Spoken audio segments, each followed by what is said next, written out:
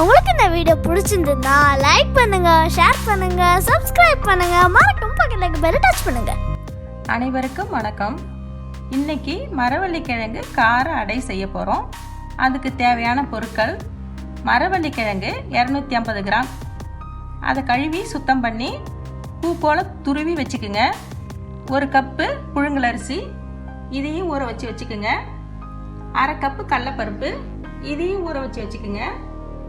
7 காஞ்ச மிளகாய், இதையும் ஊற வச்சு வச்சுக்குங்க.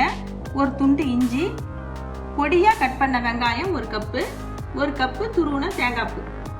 இனிமேல் இந்த அடை எப்படி செய்யுதுன்னு பார்க்கலாம் வாங்க. ஒரு மிக்சி ஜாரில் முதல்ல அரிசியை மட்டும் போட்டு நல்லா மைய அரைச்சிக்கலாம்.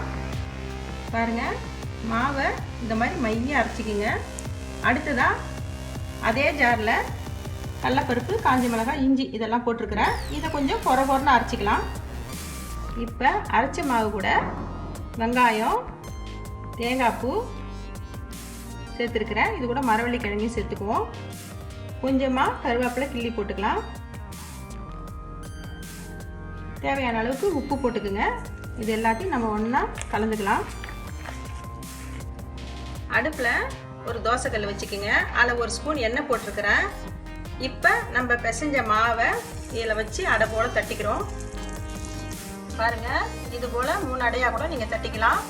அதுக்கப்புறமா எண்ணெய் விட்டுக்குங்க. ஸ்டவ்வை லோ ஃப்ளேமில் வச்சுக்கோங்க. கொஞ்சம் நேரம் வேகட்டும், அப்புறமா நம்ம திருப்பி போட்டுக்கலாம். பாருங்கள், செவந்துருச்சு. நம்ம திருப்பி போட்டிருக்கிறோம். இந்த பக்கமும் நல்லா வெந்தருப்பான்னு நம்ம இதை எடுத்துடலாம். இது ரொம்ப நேரம் மொறுன்னு வேக வைக்கக்கூடாது. ஓரளவுக்கு திட்டமாக செவந்துட்டாவே போதும். பாருங்கள், டேஸ்டான மரவள்ளி கிழங்கு கார அடை ரெடி ஆயிடுச்சு. இதுக்கு தேங்காய் சட்னி தொட்டு சாப்பிட்டிங்கன்னா சூப்பராக இருக்கும். நீங்களும் ஈவினிங் டைமில் இதை செய்து சாப்பிட்டு பாருங்கள், ட்ரை பண்ணி பாருங்கள். மீண்டும் சுவையான, சுலபமான, ஆரோக்கியமான சமையலோடு உங்களை நான் சந்திக்கிறேன். நன்றி, வணக்கம்.